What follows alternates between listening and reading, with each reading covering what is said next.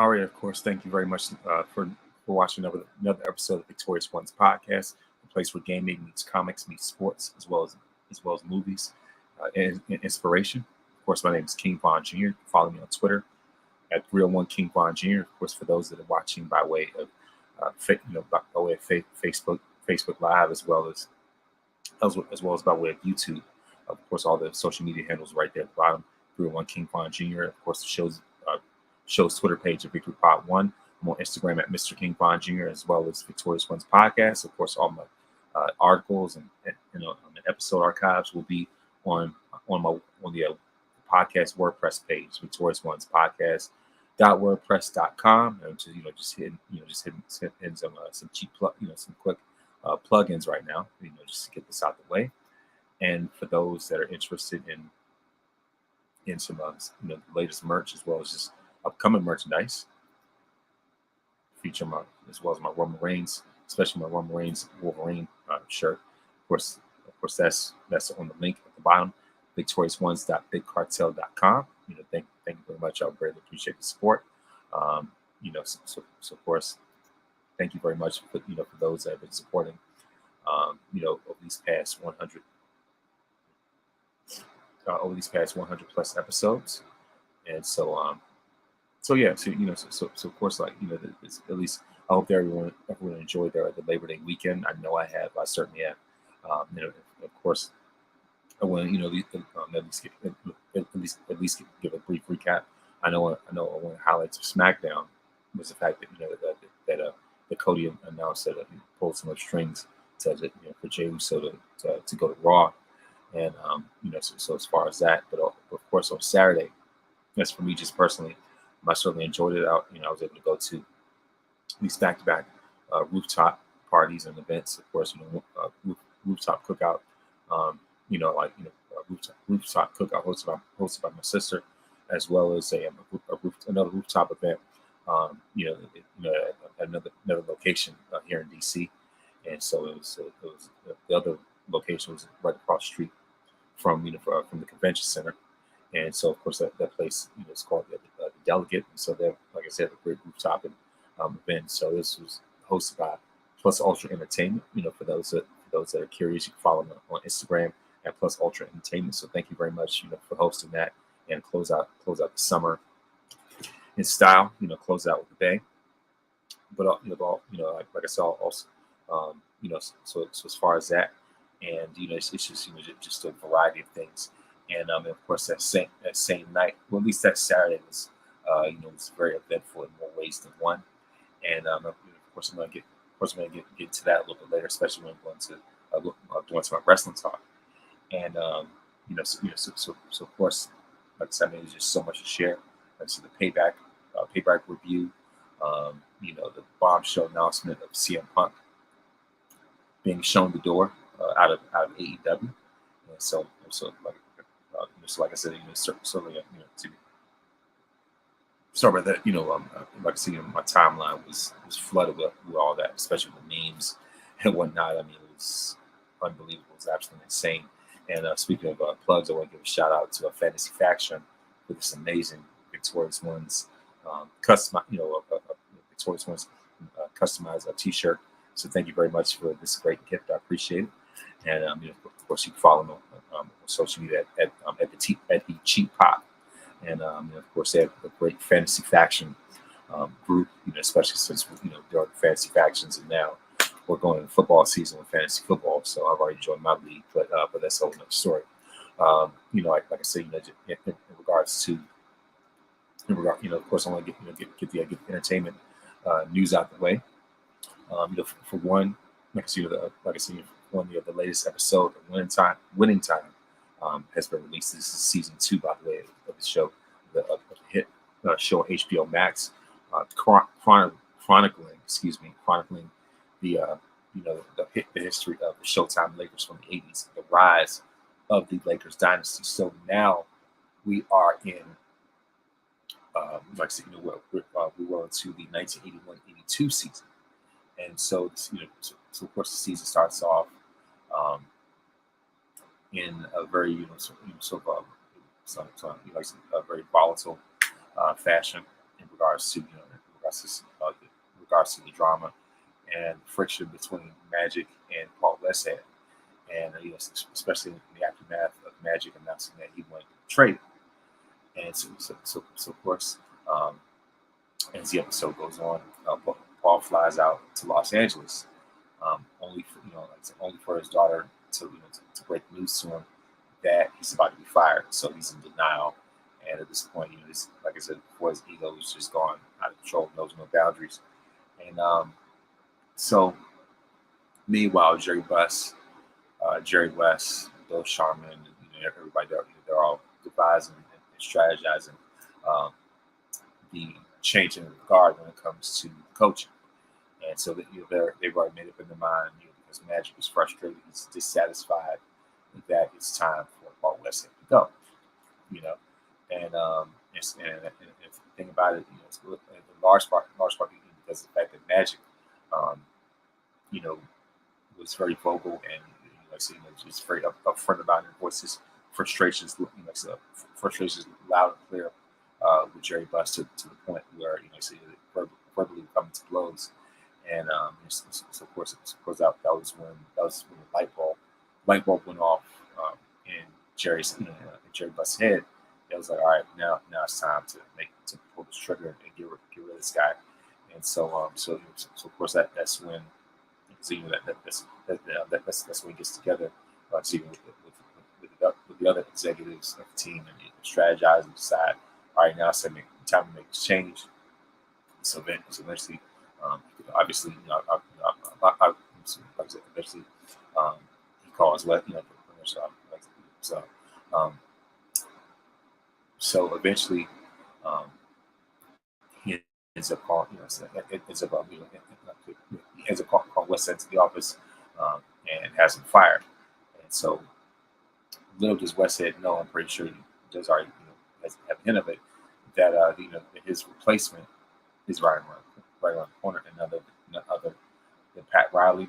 And so of course we see Pat Riley's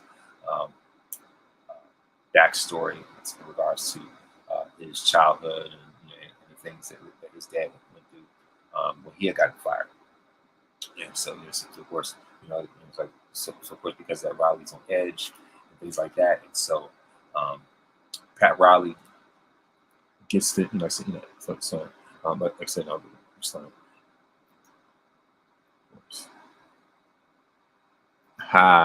Facebook user, whoever it was, says he was shown the door like Sandra in Demolition Man. Exactly. Paul Westhead was definitely shown the door, just like Sandra in Demolition Man. I'm glad you brought that up.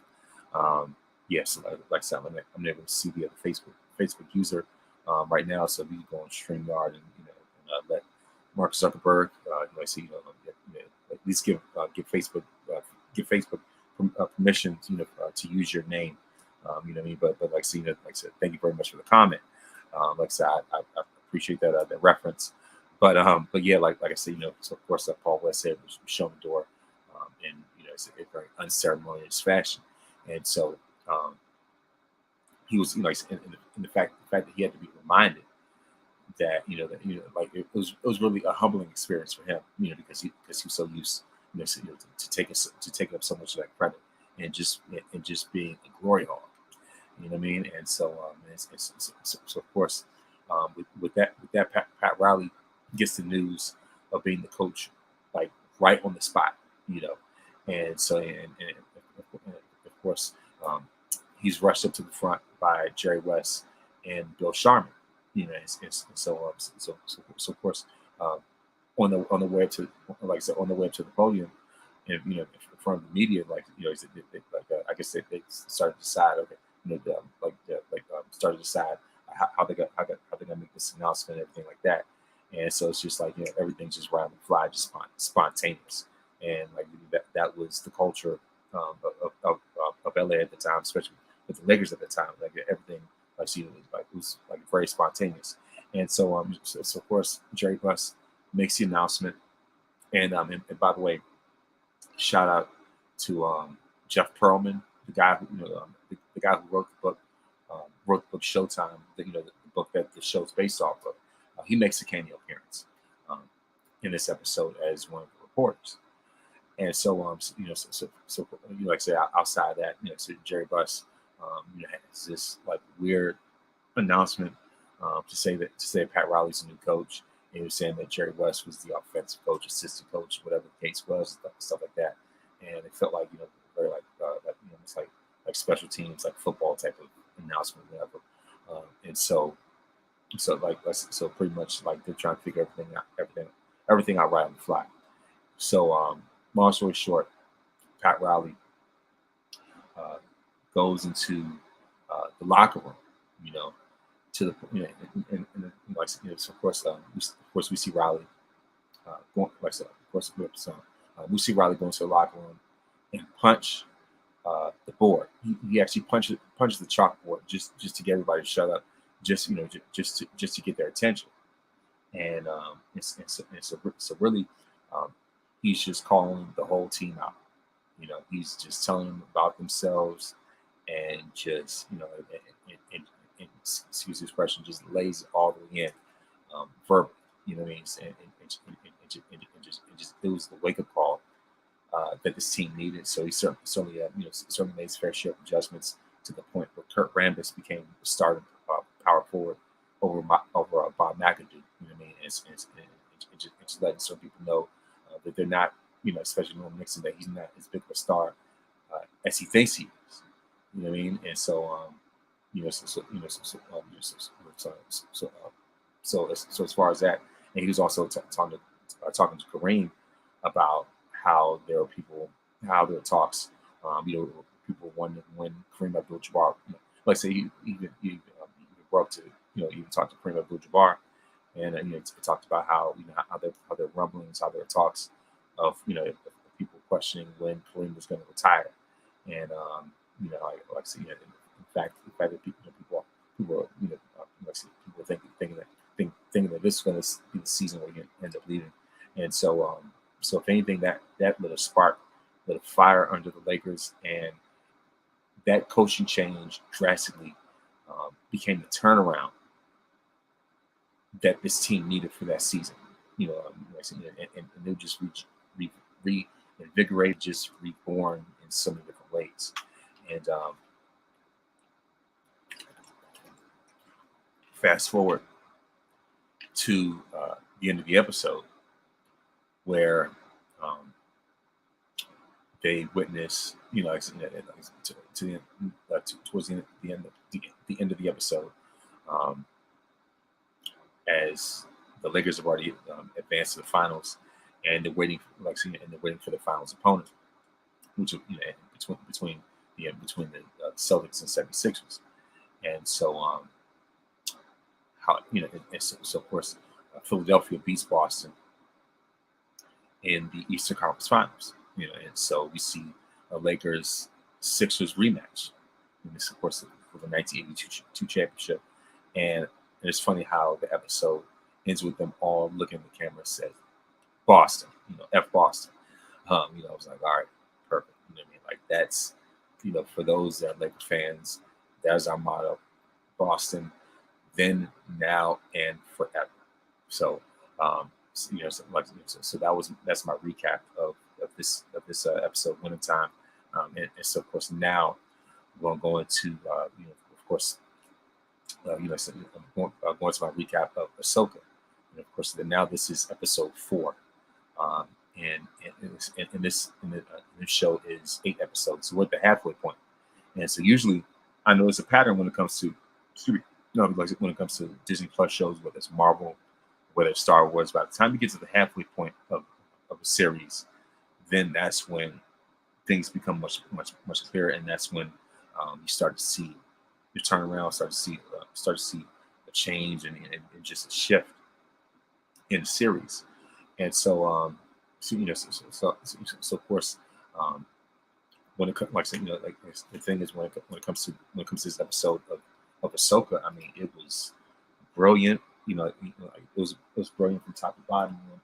From pretty much from the action to storytelling, and what I mean, like I said, just overall brilliance. And I like, so and the thing about it, I like how um, Ahsoka is true. Like I said, so like I said, I like how Ahsoka is training her understudy. So like um, I like Ahsoka's approach um, as a Jedi trainer. I like seeing that. I like the way that how she's much more patient, and how um, even though she's not the quote unquote traditional Jedi, but it's like I said, but the thing about it is that you know um, we haven't seen like, and the thing is, even though she's not traditional Jedi by appearance, but at the same time, um, we haven't seen anything from her where she ends up going, like she ends up going rogue and just doing her own thing, the way that Anakin did. You know what I mean? And so as far as that, um, let me see.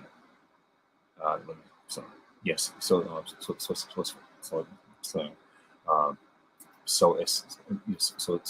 as far as like seeing it like so um,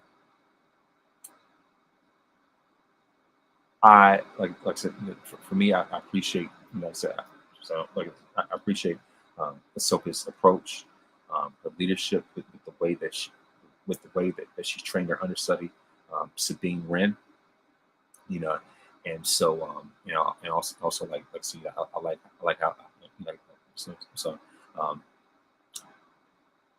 they like saying, like I would say just this episode has some incredible lightsaber fights, and just great fight scenes, and what I mean, and also with and also finding out that that obviously we've seen the last episode that that Thrawn is still alive, and and so like in regards to this last battle between Ahsoka versus Thrawn was absolutely incredible. It was absolutely amazing, and just to see Ahsoka's Jedi skills, what I mean, and just to see that on full display.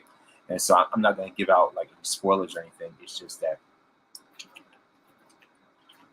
all in all, like I said, I was highly impressed, and so I like the direction that this series is taking, and so hopefully they will maintain this momentum from episodes 5 through 8.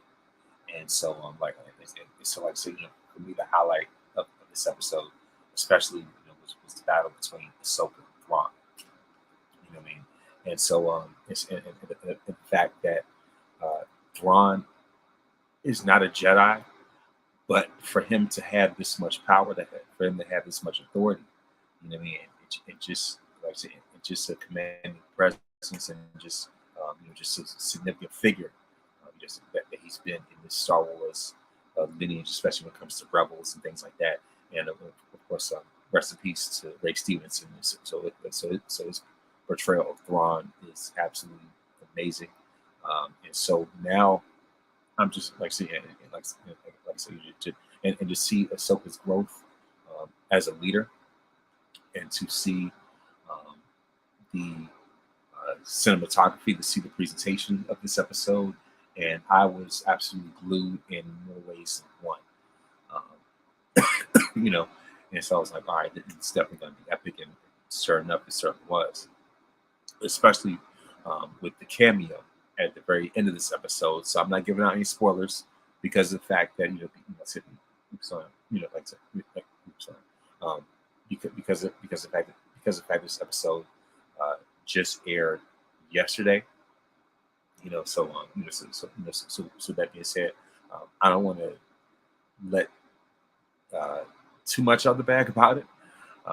You know what I mean? So but at the same time, I highly recommend it. So the jury's still out on where this series is going to land when it comes to the best um, live action Star Wars series. It's certainly in the conversation, up there with The Mandalorian, um, and in Obi-Wan in the Kenobi series, the Obi-Wan series. So like I said, like I said, the thing about it is that I'm just doing the best I can, without giving away too many spoilers, without giving away like I said, without at least without like any TMI or anything like that. And so as far as that, I will say that pretty much like I said, this episode has been incredible. Like I said, I'm not just I'm not just saying this just to sound redundant or anything like that, but like I said, Ahsoka is certainly living up, living up to the hype, and if not on the borderline of exceeding the hype altogether. So Rosario Dawson, once again, is absolutely incredible as Ahsoka. She has taken on that role and made it her own in so many different ways. You can see a dedication to it, like I said, in this series, in this episode, and for her to, like I said, for her to be a mentor, to be to be this mature, to be this giving, as a Jedi teacher, instructor, like I say, as a mentor, as a leader, it's absolutely remarkable to see. And so of course, in NXT news, of course, we sorry about that. Like I said, like I said, in NXT news, last night's NXT was like I said, was another great episode, especially especially the highlight of this of last night's episode. Excuse me. So, let me slow down. In last night's episode of NXT, the highlight of that, as far as match wise, was the fight. Was the brawl between Braun Breaker, Braun Breaker versus Von Wagner.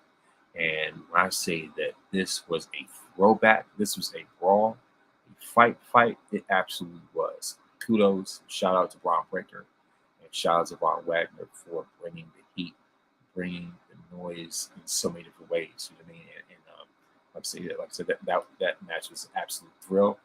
And like I said, so not only that, but also the fact that Wesley wants to, like I said, and the fact that not only is dragging off the number one contender for Carmelo Hayes' NXT Championship, but the fact that Wesley is inserting his rematch clause after losing to Melo. You know what I mean?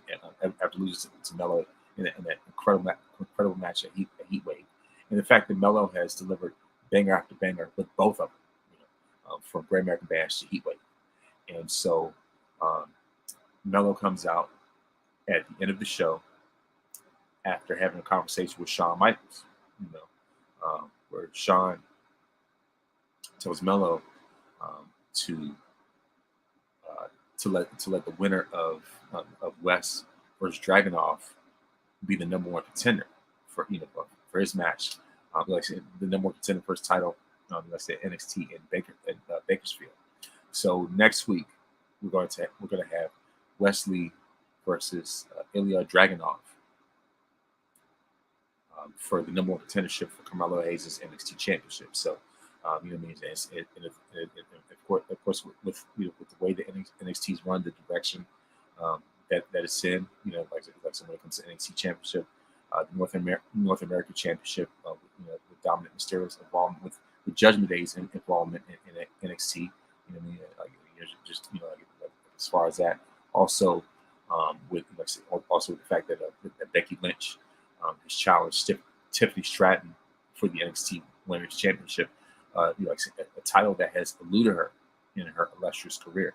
Out of all the championships that Becky has won, the one title that she has not been able to claim is the NXT Women's Championship. And so, for her to go down to NXT, that certainly is going to bring even more eyes to the product. It's going to move the needle even more. Much like when New Day went to NXT and became NXT Tag Team Champions. And like I said, it's just for the sake of elevating the championship and to further elevate the division, and to further elevate the talent um, you know, in NXT themselves. So the thing is, I like how the alumni and really just just the veterans of the main roster themselves are are giving back to NXT by going there and working with with the younger talent and to bring them up. You know, you know what I mean? Like I said, I definitely appreciate that. I definitely enjoy that. And hats off to Shawn Michaels for his vision, for his direction, and and just his creativity, his ideas, just to make NXT that much better, even more significant than it's been before. You know what I mean? And so that's why I keep um, very close tabs when it comes to NXT. So I was like, you know what? And plus, and plus this year moving forward, I definitely want to find ways to spotlight NXT. As I do these episode reviews, right? And so of course, um, now that we are in the wrestling leg of this podcast, of course, and before I go any further, how can I be remiss and not mention congratulations to the Ring General Gunther for becoming the longest reigning Intercontinental Champion in WWE history. Finally, as the Rock would say, uh, breaking the Honky Tonk Man's record, a record that has stood for 35 years, and I feel like this has been one of the longest running jokes in WWE history because of the fact that when you look at the history of the Intercontinental Championship, you look at it's supposed to be a title of prestige, the workhorse title. You know what I mean? And so like when you think of that title, you think of course, guys like Macho Man Randy Savage, rest in peace, of course. Mr. Perfect, RP is like I said, Macho Man Randy Savage, Mr. Perfect, Razor Ramon, Bret Hart, Shawn Michaels, Chris Jericho. You know what I mean? Like I said, just countless, just legendary names that just ran off. Off like just ran off the top of the head, and so you have all these prestigious names, prestigious champions. You know what I mean? I'll even give a shout out to Randy Orton's Legend Killer run as Intercontinental Champion. It's very underrated. You know what I mean? Like I said, just all those different names in the conversation. I'll even throw Edge in there for what it's worth. He's a 5-time champion. But anyway, all those different historic names, right? Even The Rock. You know what I mean? And as far as that, even The Rock, Austin himself even had a cup of tea had a cup of coffee as Intercontinental Champion. But think of all those names, all the historic Hall of Fame legendary, The Miz, of course. You know what I mean? Ziggler, all these different historic names, Hall of Famers, future Hall of Famers. You know what I mean? Like these prestigious title holders, right? You think of all that. You think of the legendary matches, like Savage versus Steamboat from WrestleMania 3, a match that elevated the value of the Intercontinental Championship like never ever before. You look at Bret Hart versus Mr. Perfect from SummerSlam '91. Bret Hart versus British Bulldog. Bret Hart versus British Bulldog from SummerSlam 1992, right? Shawn Michaels versus Razor Ramon, the ladder match from WrestleMania 10, or even the ladder match next year, SummerSlam. All these historic matches. All these. My point is, you think of all this history, everything Jericho did, but yet the longest reigning Intercontinental Champion for years was the Honky Tonk Man, a guy when it came to a work rate standpoint was not in their league, not on their level at all, not in the same league as those names that I just mentioned. And the fact that he held the title much longer than any of those names has been the biggest troll job that Vince McMahon has ever done, and that says a lot. Because Vince is the master of pettiness. I call him. He's the master of pettiness. I call him Petty Pendergrass. You know, I'm all, you know, if anything, I almost want to name that name this episode. I almost want to call this episode that Vince is petty pendergrass.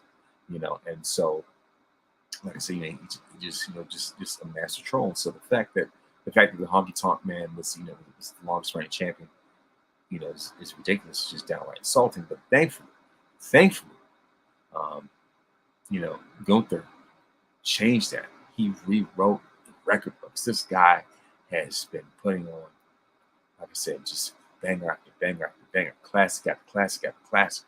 Like with each title, there are certain wrestlers that we associate with the most. Like with each design, there are certain wrestlers that we associate the most with each title. When you when you look at the classic IC title, you look at Savage, you look at Cena, you look at Mr. Perfect, you look at Brett, you look at Shawn, you know what I mean? Razor, of course. So, then when you look at the Attitude Era version of the Intercontinental title, Chris Jericho is obviously first, without question. He's at the top of that list, because the fact that he was a 9-time Intercontinental champion. I mean, he's remarkable. It's remarkable champion. You know what I mean? Like one of, if not the GOAT, Intercontinental champion. You know what I mean? So as far as that's concerned, you know what I mean? So as far as that, and then and the thing is, later on when the IC title was reborn, you look at the Miz. You know what I mean? But with this new design of the championship, it has a lineage in and of itself. From AJ Styles, I think Daniel Bryan has had it before, Nakamura, of course, Big E, Sami Zayn, of course now Gunther. But the first name that comes to mind when I think about this new design, when I think about this new design of the championship, is Gunther. You know what I mean? Gunther is number one when it comes to this era of the Intercontinental title. And so at first, when I first saw the title, I didn't really know what to think of it. When it came to this new design, it looks like something that's from like IWGP or something, right?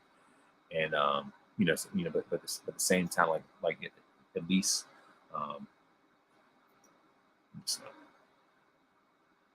but the thing about it, is that initially, let me see if I can get this picture.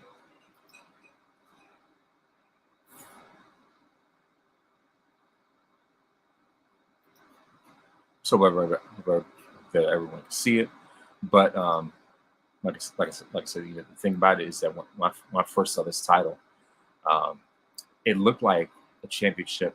It looked like an IWGP championship. It looked like something, that pretty much belongs in New Japan. But with the way that Gunther has carried it, at least the thing is, of course, I at least just wanted to give a brief look at it, but yeah, like I said, when I saw the title, it looked like something that could have been in New Japan. Looked like it could have been like IWGP championship, but over time, it's kind of grown on me, and so that's one of those that's kind of on my list. Whenever I get time, whenever I get a chance, whenever I have enough in my pocket, to get it. You know what I mean? That's certainly a belt that I'm willing to entertain. Especially concerning what Gunther has done to raise the profile of that title. In fact, as many of you may know by this point already, I was at WrestleMania 39, and I was at WrestleMania 39 specifically in night 2, and in that triple threat match was absolutely brilliant. it was a masterpiece. Gunther versus Sheamus versus Drew. I knew that Gunther was going to win just because he's been on this march of history, and that match is certainly a match of the year contender. You know, that's my estimation. You know what I mean? And just how dominant he's been. Gunther is a throwback when it comes to great wrestling, when it comes to work rate, when it comes to technical wrestling, things like that. He is an absolute throwback wrestler. And every now and then, and I would say at least like once in generation or whatever, it's necessary for us to have somebody like that. You know what I mean? So, so Gunther, when it comes to the IC title, I know this phrase has been beat to death, but it is, he's someone who moves the needle. He is someone, who elevates that title, who elevates his opponents, who elevates the quality of the match that he's in. And I will say that I was on the edge of my seat on Monday when him, I was on the edge of my seat on Monday when him and Chad Gable were throwing down. That is one of the best Raw main events I've ever seen in a long time, outside of Shawn Michaels versus John Cena. That 1 hour match from Raw back in 2007. I said Shawn Michaels versus John Cena from Raw 2007. The 1 hour match that was in London. I am very close to putting Gunther versus Gable up there. Chad Gable is nothing to play with. Shout out to Janelle from Jobber Tears. And by the way, in the next 2 days, as of this recording, in the next 2 days, she's going to celebrate her birthday. So I want to give her birthday a shout out ahead of time. But the thing about it is that Janelle is a huge Chad Gable fan. She testifies of Chad Gable and how great he is.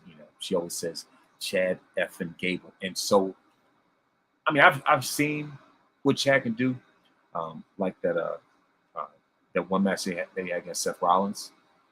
That was absolutely brilliant, but it was something about this match against Gunther that brought the very, very best out of Chad that I'd never ever seen before. And so when I saw that, it made me even more of a believer. So I know that the thing about it is, of course, I know that Janelle's going to preparing for birthday travels and stuff like that. So Janelle, if you happen to be listening to this, or if you happen to watch this on a recap later, I see the vision right now. I absolutely embrace the vision. I see where you're coming from. When it comes to Chad Gable, he is the total package. And so I will say, like I said, that was absolutely classic. That's another match of the year candidate. I am convinced. Wow, my eyes were absolutely open, especially considering the fact that Chad had his family in the front row. So he was fighting with an even deeper edge, And I was like, man, this dude had Gunther on the ropes. He had him hemmed up for a while, but towards the end, Gunther just dominated and just dominated and squashed him for the finish.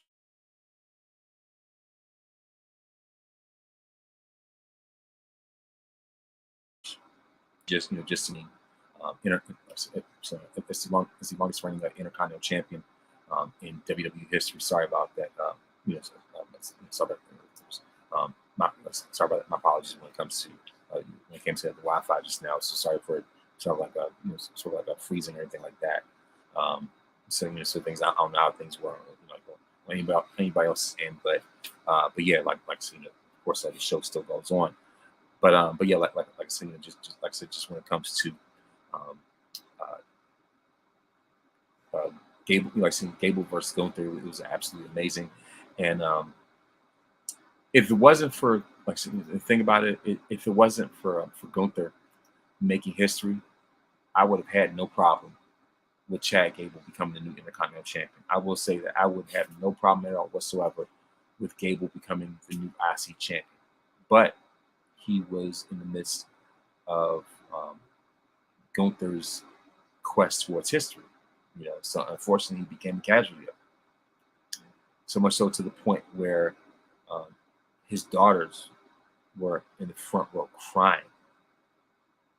I mean, the fact that his own kids went the fact that his own kids were in the front row crying their eyes out. Like, I mean, that is an incredible match. That is storytelling at its finest. I mean, bravo to them. If that don't get 5 stars, I don't know what else will. And of course, leading up. And of course, thing about it is that leading up to this match, WWE showed the history of the title, showed the different showed all the different title holders, and with some of the same names that I previously mentioned, of course, the who's who, as we all know. So like I said, from Razor to Mr. Perfect to Brett, Sean, you name it. You know what I mean? Of course, Pat Patterson, the first one. As not only that, but of course also Pedro Morales. And just a who's who of just IC title greatness, right? And the one name that was omitted from that presentation, I'm pretty sure for obvious. I think we all know for obvious reasons. But the key name, the glaring omission that was missing from that presentation was none other than Chris Jericho, Mr. 9-time Intercontinental Champion. We all know why, but you can't talk about the Intercontinental Championship without Chris Jericho. He's a significant chapter in that title's history. So I'll just, if anything, I'll just leave it at that. So I'm deciding whenever I'm going to, at least like whenever I'm going to do an episode or maybe an article, whatever, about the greatest Intercontinental champions, I might do a list of the top 10 IC champions. So I've already done top 10 lists of other things. You know what I mean? So as far as that, like I said, that's going to be a very interesting list. It's a very fascinating list. I'm curious to see where Gunther's going to land in that conversation. You know what I mean? And I'm certainly curious as to where Gunther lands in the conversation right now. You know what I mean? Like, yeah. So as far as that, you know what I mean? Like I said, it's, I've been enjoying this run. Hats off to him. Congratulations to him for making history. And of course, I want to say hello to everyone except for the Honky Tonk Man. Plain and simple, you know what I mean? And so of course,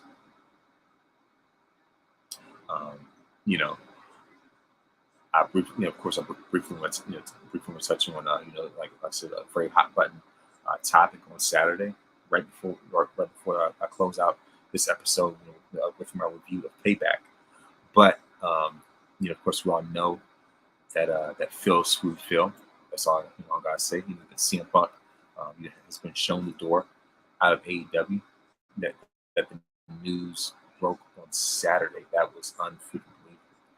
And the fact that Tony Khan finally had the courage to get rid of him, because of the fact that you can't expect to continue to work in an environment where you're making it toxic, when you are assaulting your coworkers, when you are verbally dressing down and tearing down the company that you work for, right next to the guy that writes the checks.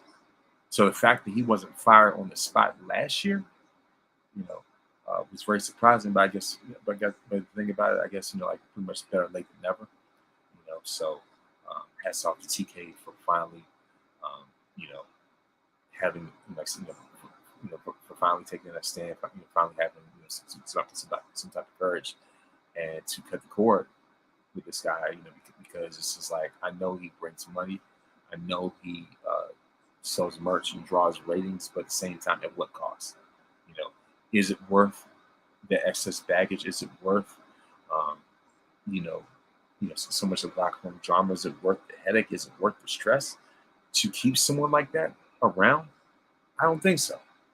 You know, so you know, in the immortal words of Vincent Kennedy McMahon Jr., Phil screwed Phil.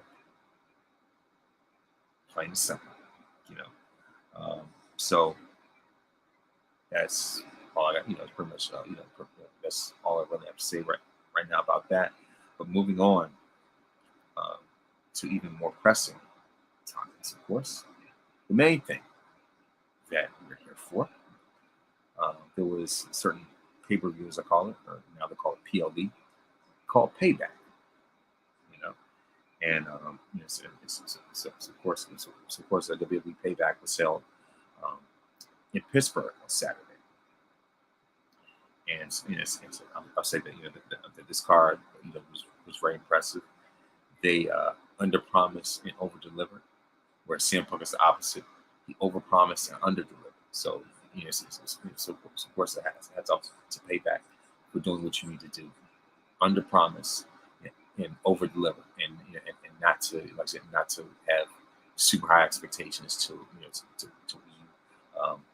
underperform or under-deliver and just leave everyone dissatisfied. But when it came to Payback, I was very much satisfied. So, and the fact that there was very little trace of the bloodline other than Jey Uso's appearance, but there was no Tribal Chief, no Solo, no Jimmy, no Heyman, and also no Charlotte, no Bianca, no Oscar, all these A-list names, and the fact that they were able to put on an amazing show to still have a great card, even without those bigger marquee franchise names, is a testament to is a testament to WWE's production itself.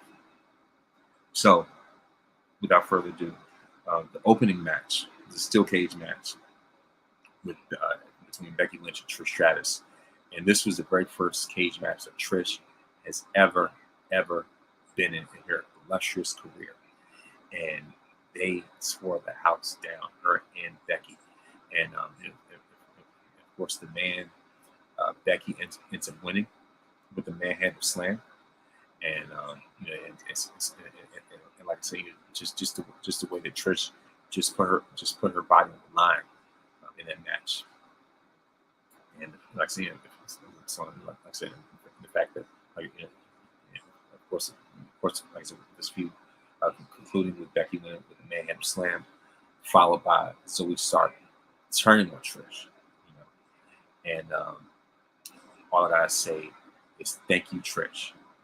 The fact that when it comes to the fact that Trish Stratus is 47 and she looks invigorated, she looks absolutely amazing.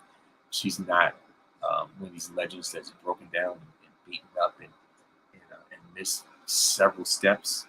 You know what I mean? And it's just for the fact that just with the way that she's been able to keep up the best way that she can with the current roster, with the modern stars. So you have a current Hall of Famer, Trish Stratus, versus a future Hall of Famer, and Becky Lynch, and they're both in the conversation for the GOAT of women's wrestling. On WWE's list, they had Trish number 1, Becky number 3, not too far off. And so on. And the fact that if further elevated, further solidified someone like Becky, even though she's already a made woman anyway, but for her to have this notch on her belt when it comes to going up against a legend and Trish is absolutely amazing. And for the way that Trish, just puts her all in all in this run, actually, is absolutely amazing. And the thing is, I'm not afraid to say that Trish, especially with this return and just with the interest that has sparked when it comes to storylines and matches, I'm not afraid to say that Trish is the women's division equivalent of Shawn Michaels. I have no problem with saying that at all. And especially with how giving Trish has been, with the way that she's investing in the future, like I said, in the present and the future talent, right? And and so in fact that Zoe's profile, I believe, has gone up significantly because she made her main roster debut as Trish's bodyguard. So with all that, I want to say thank you, Trish. Thank you, Trish, for like I said, for the way that you put your body on the line with all those bruises. Thank you, Trish, for your sacrifice. Thank you, Trish, for just being absolutely epic and amazing, even still to this day. Thank you, Trish, for being a pioneer. Thank you, Trish, for being a trendsetter. Thank you, Trish, for breaking,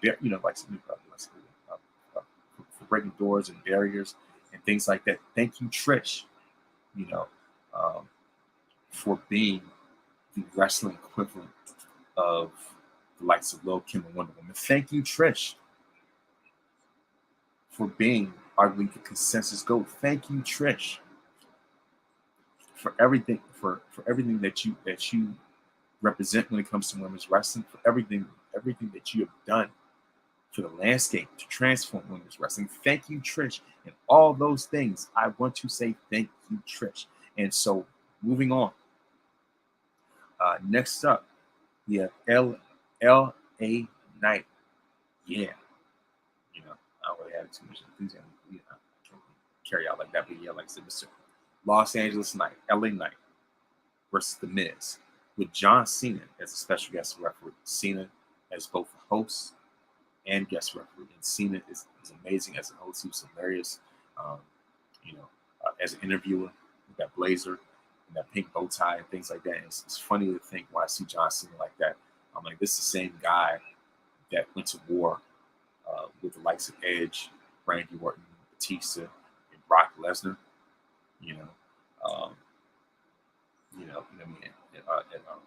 Like I said, with them, as well as Triple H. For him, to come back and just, like I said, give back to the future and not take himself too seriously and things like that. I think that was pretty cool. But this is a pretty solid match between LA Knight and Miz. And Miz is a litmus test himself. If you can pass the Miz test, then you made it. Miz is the guy that you have to go through in order to get elevated. Miz, like I said, going up against the Miz is a make or break in so many different ways.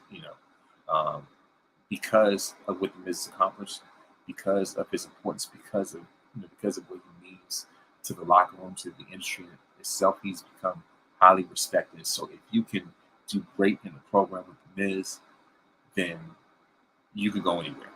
That is the launching pad to future opportunities, to even bigger opportunities, for even bigger doors to open. If you can make it through the Miz, then bigger doors, greater storylines and things like that. Your stock elevates. If you can dance and go toe to toe with the Miz, and LA Knight proved just that. But I was kind of surprised that LA Knight was getting to see his face as much as he did during this match. I was like, yeah, he's supposed to be a face, but it's looking pretty heelish, And of course, we all know that he's a blend of Rock and Stone Cold and a little bit further than his finishing. I call it the people's stunner. So it goes from a people's elbow to where he picks up his opponent and gives him a stunner. So it's a people's elbow, to turn into a Stone Cold stunner. And so of course, LA Knight used that to put away the Miz. And after the match, LA Knight, still, even when they go to the front to the ramp, he's still up and see his face. And it's pretty testy, but eventually shakes Cena's hand. Cena shakes Cena's hand. Cena raises his arm, as like I said, this is the rub, and so clearly Cena sees LA Knight as what as is everything that Austin Theory is not. You know, and so so I know Austin Theory's got to be heated to see that. You know what I mean? Um, and the fact that Cena gave that validation more so to LA Knight. The Theory, Cena lost at WrestleMania, but the thing is, you can tell that he's more invested in the rise of LA Knight than he has been in Theory. And so, so of course, your winner for this match, your winner of this match is LA Knight. And speaking of Theory, of course, his match is next to the U.S. Championship match where Rey Mysterio retains the U.S. title as he defeats Austin Theory. Of course, like I said, Rey Mysterio continues to prove his greatness as the GOAT of as the GOAT of luchador wrestling. So pretty much like I said, with your winner, and of course LWO leader himself, Rey Mysterio, is still the United States champion. Moving on to undisputed WWE tag team title matches, Steel City Street Fight, and so of course this is the Judgment Day versus Kevin Owens and Sami Zayn. And I like the tribute to Terry Funk with KO's shirt as well, and also I like the homage to the Pittsburgh Penguins, who of course were the NHL team in Pittsburgh, of course, and I like how KO and Sammy on those jerseys, and KO was busted open, Terry Funk style, Mick Foley style. You know what I mean? So I like that finish. I like that throwback, feel to it, like that throwback street fight type of feel to it. So I certainly like the presentation of the match, story of the match. But your winners and new undisputed WWE Tag Team Champions, the Judgment Day. And it only made perfect sense for the Judgment Day to become the champions, because Sammy and KO weren't really doing much with those belts after they beat the Usos. So it was about time to bring new life, to bring new blood to those tag titles. So who better than pretty much the hottest faction right now, and that is none other than the Judgment Day themselves. Right after that, Cody Rhodes revealed on Grayson Waller effect that Jey Uso is now a Raw roster member. So I would say that I would say that I misspoke earlier in regards to Jey on SmackDown, but it was more so there were like I said, I misspoke. I got ahead of myself, but the reveal of Jey Uso to Raw was at Payback. So of course Cody comes out and talks about using, talks about pulling his political strings to get Jey Uso on Raw. So it looks like there's been a swap with Jey on Raw and Cody on SmackDown apparently. And I'll say that was certainly sort of a bombshell to say the least. So of course the main event, Jey Uso, is now exclusive, now a Raw exclusive. Now, of course, right after that, you have the women's world title match, champion Rhea Ripley versus Raquel Rodriguez, as Rhea retains the women's championship. So this was certainly a women's powerhouse type of match. When it comes to just that battle of strength between Rhea and Raquel, and so like the match was solid, but the thing is, I don't think that Raquel was quite ready for that moment. When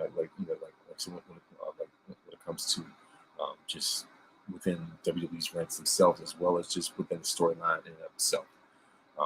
You know what I mean? So if anything, the match was what it was. Rhea is still the champion, and of course continues her reign of terror as the women's world champion.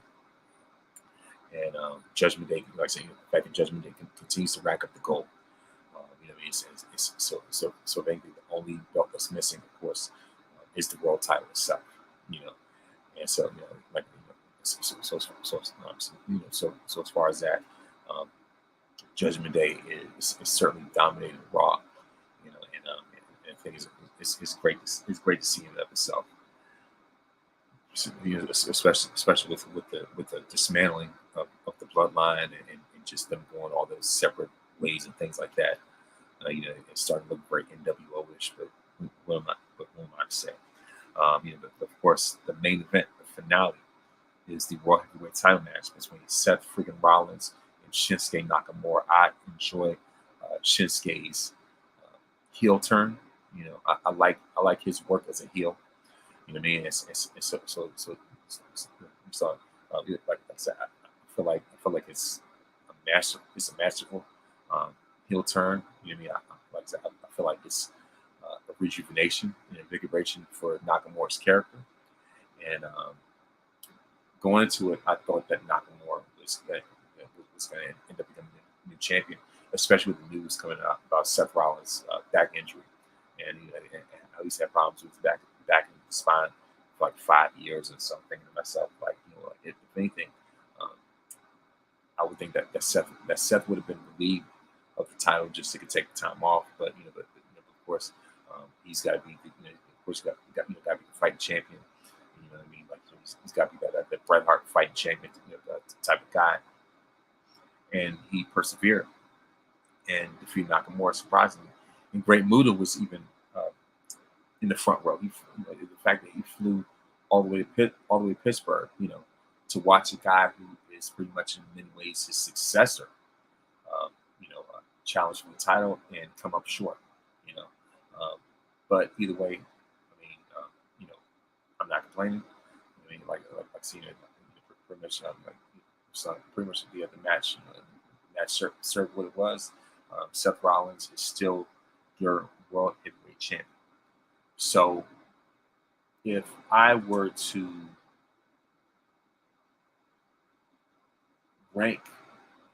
give it a belt rating, I would probably give it about 4 out of 5 Randy Orton Legend Killer IC title belts. That's just my belt rating. But all in all, the highlight for me of this show is still Becky versus Trish.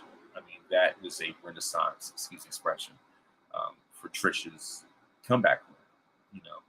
And once again, I would say it, as I said before, I would say it again. Thank you, Trish. Thank you, WWE, for a great surprise.